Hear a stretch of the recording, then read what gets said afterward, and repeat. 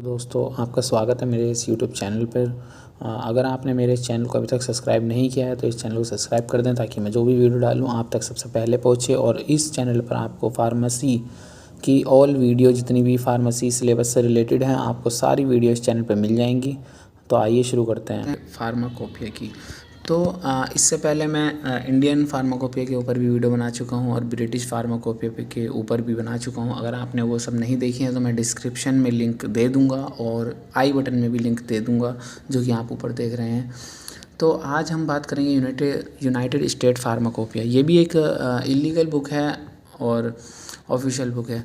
तो मैं आपके 5 से 6 मिनट में ये टॉपिक कवर करा दूंगा शॉर्ट फॉर्म में, एकदम आपको समझ में आ जाएगा। उसके बाद आप पेपर में बना के लिख सकते हैं। और मैं इसमें आपको अडेंडम और सप्लीमेंट के बारे में नहीं बताऊंगा, सीधा एडिशन आपको बता दूंगा कौन सा एडिशन कब आया था और फार्माकोपिया होती क्या है वो सब बता चुका हूँ। यूनाइटेड स्टेट के बारे में बताऊँगा, कौन पब्लिश करता है, कौन प्रिंट करता है। तो अब हम बात करेंगे यूनाइटेड स्टेट फार्माकोपिया। तो it is a official book of USP. तो यूनाइटेड स्टेट में जो यूज़ होती है फार्माकोपिया उसका नाम है यूनाइटेड स्टेट फार्माकोपिया। और एक ऑफिशियल बुक है, इलीगल बुक है, पब्लिश विद एनएफ मतलब नेशनल फॉर्मूलरी। तो नेशनल फॉर्मूलरी मैं आपको बता चुका हूँ, एक बार फिर शॉर्ट फॉर्म में बता देता हूँ। नेशनल फॉर्मूलरी क्या है कि जितने भी मेडिसिन को बनाने के फॉर्मूले, प्रिपरेशन का तरीका, जितनी भी चीज़ें होती हैं वो सब नेशनल फॉर्मूलरीज़ में ही होती हैं।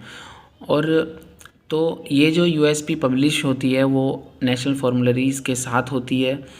The USP and the NF are recognized as the official compendia and are used as reference book for determining the strength, quality, purity, packing and labeling of drug and other related articles। मतलब जब USP और NF जो एक साथ recognise होती हैं वो official compendia कहलाती हैं। कंपेंडिया क्या होती हैं ये मैं बता चुका हूँ।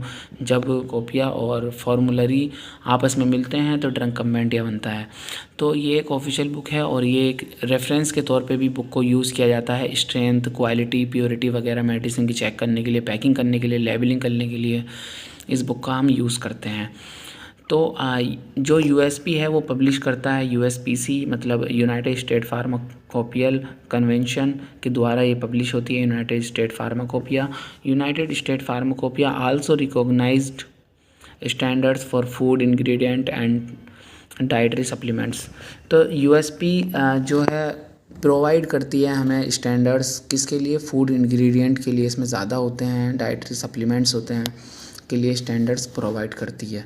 USP standards are recognized and used in more than 130 countries of the globe. मतलब दुनिया में जो है 130 कंट्री से भी ज़्यादा कंट्रियों में जो है यूएसपी का यूज़ होता है। Some medicine standards use in India exam.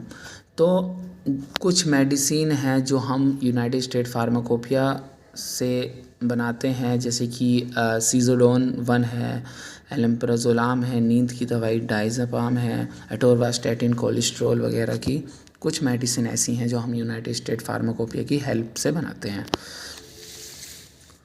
तो अगर हम बात करें इसकी हिस्ट्री की, कौन सा एडिशन कब आया था, तो पहला एडिशन 1 जनवरी 1820 में आया था जिसमें 11 मेंबर की कमेटी रखी गई थी।